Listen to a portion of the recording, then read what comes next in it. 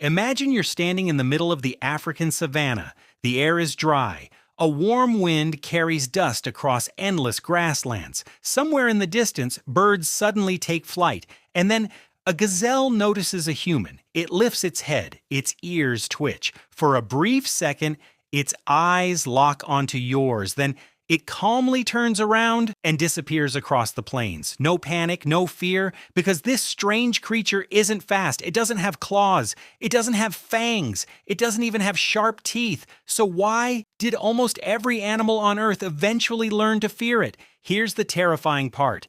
That human isn't chasing the gazelle. He's just walking. No sprinting, no shouting, no desperate attack. Just one slow step after another. And somehow, hours later, the gazelle will collapse. Not because it was caught, but because it simply couldn't escape. How is that possible? The answer might be the most terrifying evolutionary advantage humans ever developed. Let's compare. A lion can sprint at over 80 kilometers per hour. A cheetah is even faster. A gazelle can change direction almost instantly. Now compare that to an ancient human. Average speed? Almost embarrassing. No claws, no armor, no incredible strength. If evolution was a competition, humans should have disappeared thousands of years ago. But instead, they became the dominant species on the planet. Why? Because nature gave humans something that almost no other animal had: unlimited patience and a secret biological weapon hidden inside their own skin. Right now, millions of tiny pores all over your body are waiting. The moment your temperature rises, they release water, sweat. Sounds ordinary, but in the ancient world, it was a superpower. Most animals cool themselves by panting. Panting works until they start running. The faster they run, the hotter they become. Eventually, their own body becomes an oven, but humans keep sweating while walking, while running for hours. Instead of overheating, we cool ourselves every second. What looks like weakness is actually an engine that almost never stops, and this changes everything. Now imagine, you are that ancient hunter. The gazelle sees you from a distance. It raises its head, stares for a second, and explodes across the grassland. Dust rises behind every leap. Within moments, it's nothing more than a tiny dot on the horizon. Most predators would give up. You don't. You quietly walk to the exact spot where it was standing. You kneel down. The sand is disturbed, fresh hoof prints. The edges are still sharp. A few tiny grains of dust are still sliding back into place. It left only seconds ago.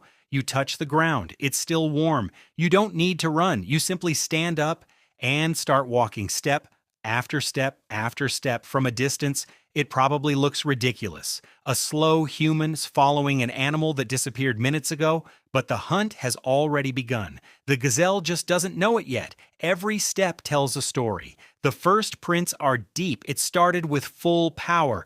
Then, 100 meters later, the marks become lighter. The animal slowed down. A broken branch points to the left. Several blades of grass are bent in the same direction. Tiny stones have been pushed forward. A patch of dry dust is still floating in the air. Even insects disturbed by its movement haven't settled yet. You don't need to see the gazelle. The earth is already showing you where it went. It's almost like following an invisible path written by nature itself. You keep walking. No rush, no panic, only patience. Meanwhile, the gazelle stops. It looks behind. Nothing. No lion, no cheetah, no wolf, just silence. It starts grazing again, completely unaware that the slowest predator on Earth is still coming. The hunt that never stops.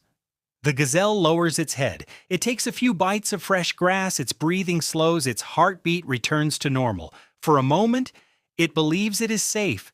Then a movement catches its eye, far away. A tiny figure appears on the horizon, the same human still walking. No sprinting, no shouting, no weapons raised above his head, just walking. The gazelle runs again, faster this time. Dust explodes beneath its hooves. Birds rise into the sky. Within seconds, it disappears beyond the rolling hills. Most predators would have already given up. You don't. You arrive at the exact place where it turned. You stop. You look down. The tracks are deeper now. The animal pushed harder. Tiny rocks have rolled forward. Fresh scratches mark the dry ground. A small bush still sways in the wind. It passed here only moments ago. You smile. The earth is speaking, and you know exactly what it's saying. Every footprint, every broken twig, every crushed blade of grass is another sentence in a story that only you can read. Hours pass. The sun climbs higher. The air becomes heavier. Heat waves dance across the endless savanna. Your skin is covered in sweat. Drops roll down your face onto the dusty ground, but your body keeps cooling itself step after step, breath after breath. You never stop. Somewhere ahead, the gazelle stops once again. It pants heavily. Its mouth is open. Its tongue hangs outside. It scans the empty horizon. Nothing, only silence. Confident that the danger is gone, it starts moving slowly.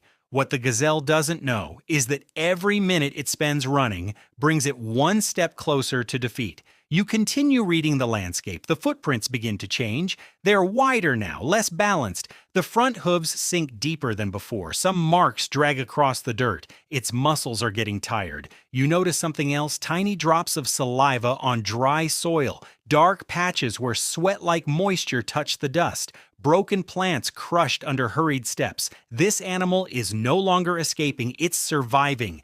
The wind changes direction. You close your eyes for a moment. The smell of dry grass mixes with the scent of disturbed earth. Even without seeing the gazelle, you know it's close. Every sign points forward. Every clue tells the same story. It is slowing down. The heat becomes unbearable. Even the insects seem quieter. The only sound left is the steady rhythm of your footsteps. Step, step, step.